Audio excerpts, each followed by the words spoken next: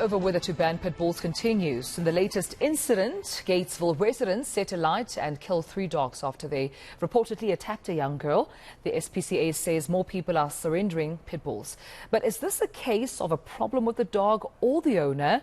Cape of Good Hope SPCA Chief Inspector Jaco Pieterse speaks to us now, and he joins us this morning to have this conversation. Jaco, thank you so much for your time, and good morning to you. Quite a serious matter where on separate events, young children have been mauled to death by pit bulls. But before we get into these, tragic events, I mean, what is your stance on where the problem lies? Is it a matter of the pit bulls being a problem or the owner? That seems to be the debate right now. Good morning to Mela, and good morning to the viewers. Thank you for having us. I think it's important for us to stress that unfortunately, when you have bad owners, you're going to have bad dogs. So we cannot blame the dogs for their actions. In many of these cases where the dogs attack children or people, we find that we have to look at the reason why the dogs act in the manner that they do. And in many of these cases, you'll find the dogs are either kept on chains or kept in cages, and then they break off the chains or break out of the cages and then attack the people. So it all comes down to bad ownership and irresponsible pet ownership, because if the owners know how to deal with the breed and train them properly, then the dog itself would not be a problem. So the owners are fully to blame in these instances. Right. You mentioned training. Or what level of training is required when one has a pit bull as a pet? So with any dog, we would recommend from a young age, even starting at 8 weeks of age, to socialize your puppy. Go to puppy school, get an animal behaviorist involved, get your dog socialized with other animals, with people, so that instances like these could be avoided. Also, I mentioned earlier on, Jaco, that young children in recent events have been mauled to death. When a pit bull gets to a point where it mauls a child, a human being to death, what is happening in that moment, and what can one do? Because I just wonder if there was a chance to actually save a child in this incident, if there was anyone who witnessed that tragic event. Yeah, it's very tragic that these incidents took place, and one can understand that a person would do anything to try and rescue the life of a child or a person. But once the dogs have been removed from the person, there's no valid reason to then go and act in the manner in which these people did and brutally killing these dogs.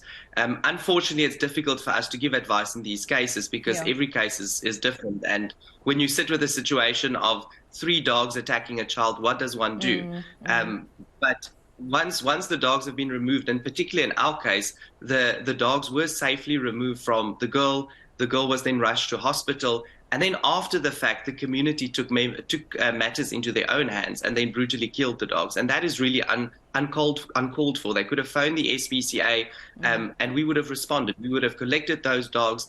And instead of them being brutally killed, we would have rather given them a dignified, humane euthanasia death, instead of them being beaten, stabbed, and everything that you can think of being done to them before they were eventually killed. Yeah, and some reports also, mentioning that, some pit bulls were even burned to death. Ever since these events have been taking place where young children had been mauled to death by pit bulls, how many incidents have you reported where pit bulls around the country perhaps have been killed?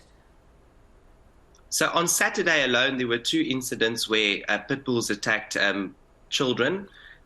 But also, it's not just pit bulls that attack people, and we need to make that clear.